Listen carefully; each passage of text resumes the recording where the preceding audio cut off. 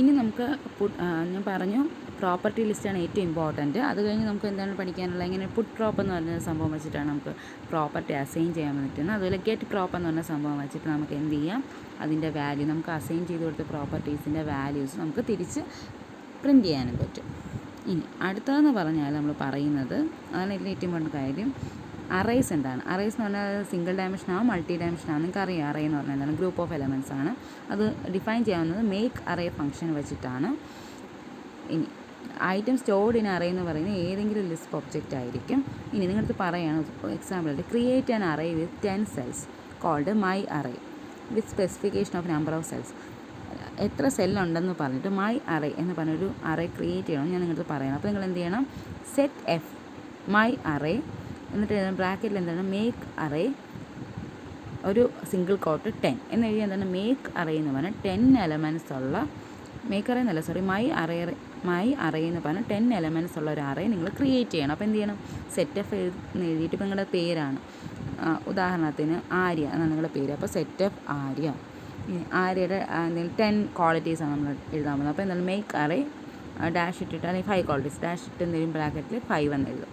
അപ്പോൾ കമ്പ്യൂട്ടർ സ്വാഭാവികമായിട്ട് എന്ത് ചെയ്യും, ഹാഷ് എഴുതി എ എന്ന് എഴുതിയിട്ട് 10 നിൽ വാല്യൂസ്, അത് അല്ലെങ്കിൽ 5 നിൽ വാല്യൂസ് എന്ത് ചെയ്യും, അത് സ്വന്തമായിട്ട് അതിന് ഡിഫൈൻ ചെയ്യും. നമ്മൾ വാല്യൂ ഒന്നും കൊടുത്തിട്ടില്ല, അതുകൊണ്ട് 10 സ്പേസ് അതങ്ങ് കൊടുക്കും, നില്ലെന്ന് പറഞ്ഞിട്ട്.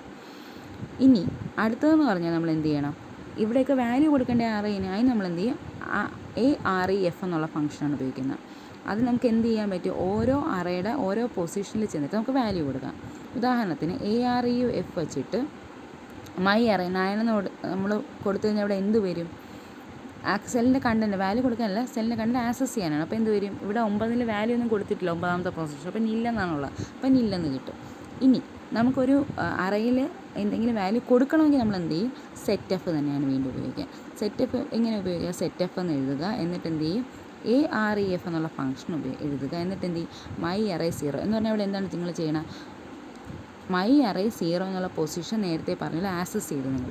എന്നിട്ട് സെറ്റ് എഫ് ഉപയോഗിച്ച് എന്ത് ചെയ്യും, 25 എന്നുള്ള വാല്യൂ അവിടെ കൊടുത്തു. അപ്പം അവിടെ ഇനി എന്താണ് 0 പൊസിഷനിലെ വാല്യൂ എന്ന് പറഞ്ഞാൽ 25 ആണ്. എപ്പോഴും അറേക്ക് 0 1 2 3 എന്നാണ്. 10 എന്ന് പറഞ്ഞാൽ 0 1 2 3 എക്സെപ്റ്റ് അപ് ടു 9 വരെയാണ് നമ്മൾ വാല്യൂ കൊടുക്കണം. അടുത്ത set F AREF my array 1 എന്ന് പറഞ്ഞാൽ എന്താണ്, അറേയിൽ സെക്കൻഡ് പൊസിഷൻ നിങ്ങൾ ആക്സസ് ചെയ്തു. എന്നിട്ട് നമ്മൾ എന്ത് ചെയ്യും, വാല്യൂ റെഡ് എന്ന് കൊടുത്തു. അപ്പോൾ എന്തായിരിക്കും അവിടെ നിങ്ങൾക്ക് കിട്ടുന്ന വാല്യൂ, റെഡ് എന്ന് പ്രിൻറ്റ് ചെയ്യും കമ്പ്യൂട്ടർ. അതുപോലെ തേർഡ് പൊസിഷനിൽ നിങ്ങൾക്ക് എന്ത് വാല്യൂ കൊടുക്കാം, വേണമെങ്കിൽ ലിസ്റ്റ് കൊടുക്കാം, സാംസ് യു ലിൻഡോ ലിസ്റ്റ് കൊടുത്തു. അപ്പോൾ എന്ത് ചെയ്യും, കമ്പ്യൂട്ടർ ആ ലിസ്റ്റാണ് ആ തേർഡ് പൊസിഷനിൽ അറേയിൽ സേവ് ചെയ്യുന്നത്, സാംസ് യു ലിൻഡോ എന്ന് പറഞ്ഞാൽ കൊടുക്കാം. ഓക്കെ, ഇനി ഏറ്റവും ഇമ്പോർട്ടൻ്റ് ആയിട്ടുള്ള പ്രോപ്പർട്ടി ലിസ്റ്റ് അറേ നമ്മൾ പറഞ്ഞു. ഇനി പറയാനുള്ളത് ഫങ്ഷൻസാണ്, എക്സ്ട്രാ ഫങ്ഷൻസാണ്, മാപ്പ് കാർ, ലാംഡ. ഈ മാപ്പ് കാർ എന്ന് പറഞ്ഞാൽ നിങ്ങൾക്ക് എന്ത് ചെയ്യാമെന്ന് പറഞ്ഞാൽ, ഉദാഹരണത്തിന് മാപ്പിംഗ് ഫംഗ്ഷനാണ്. ഫസ്റ്റ് ആർഗ്യുമെൻ്റ് എന്ന് പറഞ്ഞാൽ അതൊരു ഫംഗ്ഷനായിരിക്കും. നമ്മൾ നേരത്തെ ABC എന്നൊക്കെ പറഞ്ഞില്ലേ, മാപ്പ് കാറിലെ ഫസ്റ്റ് ആർഗ്യുമെൻ്റ് തന്നെ ഒരു ഫംഗ്ഷനായിരിക്കും. ഓക്കെ, അങ്ങനെ നമ്മൾ മാപ്പ് കാർ വെച്ചിട്ട് ഒരു ഇത് ഡിഫൈൻ ചെയ്ത് കഴിഞ്ഞാൽ തിരിച്ച് നമുക്ക് പുതിയ റിസൾട്ട്സ് എല്ലാം കൂടി ഒരു പുതിയ ലിസ്റ്റായിട്ടാണ് റിട്ടേൺ ആവുന്നത്. അപ്പോൾ മാപ്പ് കാർ ഉദാഹരണത്തിന് നിങ്ങൾക്ക് ഒരു ലിസ്റ്റിലെ എല്ലാ എലമെൻറ്റിൻ്റെയും ഒന്ന് വീതം ആഡ് ചെയ്യണം.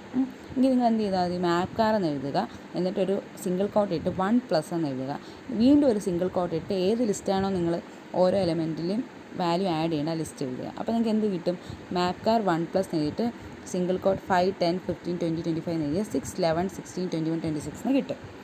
ഓക്കെ, അതേസമയം നമുക്ക് സിംഗിൾ കോട്ട് ഇട്ടിട്ട് 2 ഇൻറ്റു എന്ന് എഴുതുന്ന എന്ത് കിട്ടിയേനെ, 10 20 30 40 50 എന്ന് കിട്ടിയേനെ. അപ്പോൾ നമുക്ക് എന്ത് ചെയ്യാം, അതുപോലെ തന്നെ 2 ലിസ്റ്റ് തമ്മിൽ ആഡ് ചെയ്യണമെങ്കിൽ നമുക്ക് എന്ത് ചെയ്താൽ മതി, മാപ്പ് കാർ എന്ന് എഴുതുക, ഫസ്റ്റ് ആർഗ്യുമെൻ്റായിട്ട് ഒരു സിംഗിൾ കോട്ട് ഇട്ട് പ്ലസ് കൊടുക്കുക, എന്നിട്ട് എന്ത് ചെയ്താൽ മതി, ഓർഡറിൽ ആ ലിസ്റ്റ് രണ്ടും എഴുതുക. അപ്പോൾ എന്ത് ചെയ്യും, ആ ലിസ്റ്റിൽ രണ്ടും ആദ്യത്തെ 4 എലമെൻ്റ് രണ്ടും ആഡ് ചെയ്ത് നമുക്ക് ഉത്തരം കിട്ടി. ഇനി ലാംഡ ഫംഗ്ഷൻ എന്ന് പറഞ്ഞാൽ എന്താണ്, നമുക്ക് ചില സംഭവങ്ങളുണ്ട്, ആകെ നമുക്കൊരു പ്രോഗ്രാമിൽ ഒരിക്കൽ മാത്രം ചെയ്താൽ മതിയായിരിക്കും.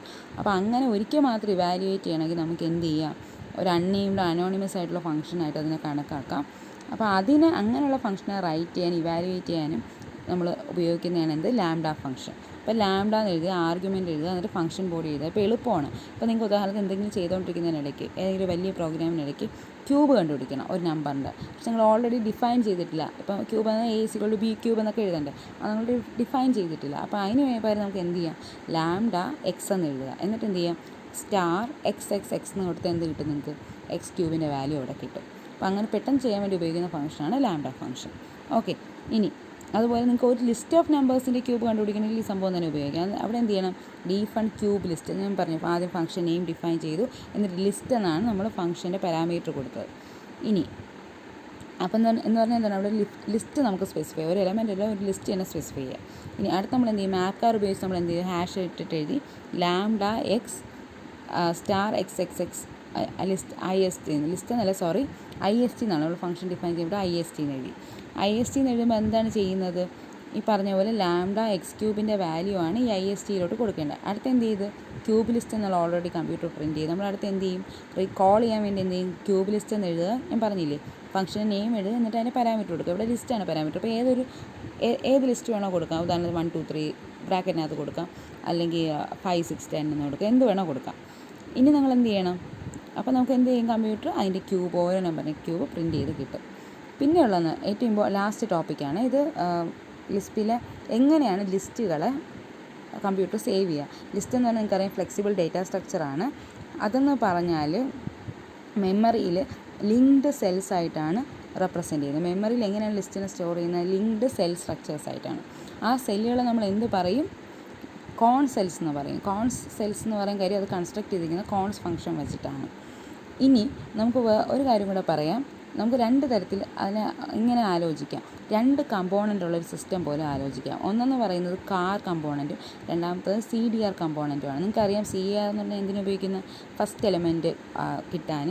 CDR എന്ന് പറഞ്ഞാൽ എന്തിനുപയോഗിക്കുന്ന, ഫസ്റ്റ് എലമെൻറ്റ് ഒഴിച്ച് ബാക്കി കംപ്ലീറ്റ് പോർഷൻ കിട്ടാൻ. അപ്പോൾ ഇത് രണ്ടും ഉള്ളതുപോലെ രണ്ട് കമ്പോണൻ്റ് ഉള്ള ഒരു സംഭവമായിട്ടുള്ള സ്റ്റോറേജ് ബോക്സസ് ആണ് ലിസ്റ്റ് എന്ന് പറയാം. അപ്പം നമുക്കറിയാം ലെഫ്റ്റ് കമ്പോണൻ്റ് എന്ന് പറയുന്നത് ഫസ്റ്റ് എലമെൻറ്റ് ഓഫ് എ ലിസ്റ്റിനായിരിക്കും പോയിൻ്റ് ചെയ്യുന്നത്, അതുപോലെ റൈറ്റ് കമ്പോണൻ്റ് എന്ന് പറഞ്ഞാൽ റിമൈൻഡർ ഓഫ് ദ ലിസ്റ്റ് ആയിരിക്കും പോയിൻ്റ് ചെയ്യുന്നത്. അപ്പോൾ നിങ്ങളടുത്ത് പറഞ്ഞിരിക്കുകയാണ് ABCDEF എന്നുള്ള ലിസ്റ്റ് റെപ്രസെൻറ്റ് ചെയ്യണം. നിങ്ങൾ കമ്പ്യൂട്ടർ എങ്ങനെയായിരിക്കും മെമ്മറി റെപ്രസെൻറ്റ് ചെയ്യുന്നതെന്ന് വെച്ചാൽ നിങ്ങൾക്കറിയാം ഇവിടെ A എന്നുള്ളത് മീൻസ് ഒരു എലമെൻറ്റാണ്, D എന്നുള്ളത് ഒരു എലമെൻറ്റാണ്, അതിൽ BC എന്നുള്ള എലമെൻറ്റ് സബ്സെറ്റാണ് D അല്ലേ. EFും ഓരോരോ ഇൻഡിപെൻഡൻറ്റ് എലമെൻറ്റാണ്. അപ്പോൾ അത് ആദ്യം എന്ത് ചെയ്യും, A എന്നുള്ള സ്റ്റോർ ചെയ്തു. അപ്പോൾ അടുത്തത് നോക്കുമ്പോൾ വീണ്ടും ഒരു സബ് ലിസ്റ്റാണ്. അപ്പോൾ എന്ത് ചെയ്യും, അടുത്തൊരു ബോക്സ് വരച്ചു, പക്ഷേ അത് സബ് ലിസ്റ്റ് അല്ലേ, അപ്പോൾ എന്ത് ചെയ്യും, ആ ബോക്സിൽ നിന്ന് താഴോട്ട് വരയ്ക്കും. എന്നിട്ട് അവിടെ B സ്റ്റോർ ചെയ്തു. എന്നിട്ട് എന്ത് ചെയ്യും, B കഴിഞ്ഞ് അവിടെ തന്നെ അതേ പൊസിഷനിലാണ് C വരണം. അപ്പോൾ എന്ത് ചെയ്യും, അതിൽ നിന്നൊരു ആരോ ഇട്ടിട്ട് എന്ത് ചെയ്യും, C വരയ്ക്കും, ഒരു ബോക്സ് വരച്ചിട്ട് അവിടെ C മാർക്ക് ചെയ്യും. എന്നിട്ട് പിന്നെ അവിടെ ഉണ്ട് നോക്കിയേ, അത് നോക്കിയപ്പോഴാണ് വീണ്ടും ഒരു D ഉണ്ട്, പക്ഷേ വീണ്ടും അത് സബ് ലിസ്റ്റാണ്. അപ്പോൾ എന്ത് ചെയ്യും, വീണ്ടും ഒരു ബോക്സ് ഇട്ടിട്ട് അതൊരു സ്റ്റോറേജ് ബോക്സ് വരച്ചൊരു ആരോ ഇട്ടിട്ട്, എന്നിട്ട് ആ സ്റ്റോറേജ് ബോക്സിൻ്റെ താഴോട്ട് വീണ്ടും ഒരു ആരോ വരച്ചിട്ട് D മാർക്ക് ചെയ്യത്തുള്ളൂ. കണ്ടോ, എന്ന് പറഞ്ഞാൽ ഓരോ സബ് ലിസ്റ്റും എപ്പോഴും താഴെ ഓരോ കണ്ടോ 3 ലെവൽ ഓഫ് സ്റ്റോറേജ് ബോക്സസാണ് വരയ്ക്കുന്നത്. അതുപോലെ നിങ്ങൾ കണ്ടോ ഈ BC അടുത്ത D വരച്ചിട്ടുണ്ടോ, Dയുടെ ഇപ്പുറത്തെ കോളം ഒരു സ്ലാഷ് ഇട്ടിട്ടുണ്ട്. അതെന്തുകൊണ്ടാണെന്ന് പറഞ്ഞാൽ നിൽ വാല്യൂ കാണിക്കാനാണ്. ഓക്കെ, അതുപോലെ Cയുടെയും ലാസ്റ്റ് ബോക്സിന് സ്ലാഷ് ചെയ്തിട്ടുണ്ട്. ഇനി നമ്മളിപ്പോൾ ABCD വരെ പറഞ്ഞോളൂ. നിങ്ങൾക്കറിയാം ഈ Aയുടെ അകത്ത് സബ് ലിസ്റ്റ് വരുന്നതുകൊണ്ടാണ് ഇതൊക്കെ താഴോട്ട് വരച്ചത്. പക്ഷേ Aയുടെ തന്നെ കൂടെ ഉള്ളതാണ് എന്ത്, EUF. അതുകൊണ്ട് എന്ത് ചെയ്ത് ആ A കഴിഞ്ഞിട്ടുള്ള ബ്ലാങ്ക് ബോക്സ് കഴിഞ്ഞിട്ട് ഒരു ആരോ ഇട്ടിട്ട് എന്ത് ചെയ്ത് E വരച്ച്, ഒരു ബോക്സ് വരച്ച് E മാർക്ക് ചെയ്ത് കഴിഞ്ഞ് F മാർക്ക് ചെയ്ത്, Fൻ്റെ ലാസ്റ്റ് കോളം എന്ത് ചെയ്യും, എപ്പോഴും സ്ലാഷ് ഇട്ടേക്കും, നില്ലെന്നുള്ള വാല്യൂ കാണിക്കാനാണ്. ഓക്കെ, അപ്പോൾ എന്താണ് പറയുന്നത്, when cons is used to construct a list the cons cells are created with pointers to the appropriate element. അപ്പം അതുകൊണ്ട് തന്നെ എന്ത് ചെയ്യുക, ഇതിലോട്ട് എത്ര ഡേറ്റ വേണോ ആഡ് ചെയ്യാനും അല്ലെങ്കിൽ മോഡിഫൈ ചെയ്യാനും പറ്റും. കാര്യം ഓരോ എലമെൻറ്റ് നമുക്ക് ഭയങ്കര ഇൻഡിപെൻഡൻ്റ് ആയിട്ടല്ലേ അത് സ്റ്റോർ ചെയ്തിരിക്കുന്നത്. അതുപോലെ ഓരോ എലമെൻറ്റായിട്ട് ആഡ് ചെയ്ത് പോലെയാണ് സ്റ്റോർ ചെയ്തിരിക്കുന്നത്. അപ്പോൾ ഇത്രയേ ഉള്ളൂ ലിസ്പിൻ്റെ പ്രോഗ്രാമിംഗ്. പൊതുവേ അങ്ങനെ ഇമ്പോർട്ടൻ്റ് ആയിട്ട് വളരെ അപൂർവമായിട്ട് കുഞ്ഞു ക്വസ്റ്റിനെ വല്ലതും ചോദിക്കത്തുള്ളൂ. പക്ഷെ നിങ്ങൾ നന്നായിട്ട് പഠിച്ചിരിക്കണം. ഓക്കെ, എന്തെങ്കിലും ഡൗട്ട് ഉണ്ടെങ്കിൽ നിങ്ങൾക്ക് എന്നെ വിളിച്ചോ ഒക്കെ ചോദിക്കാം.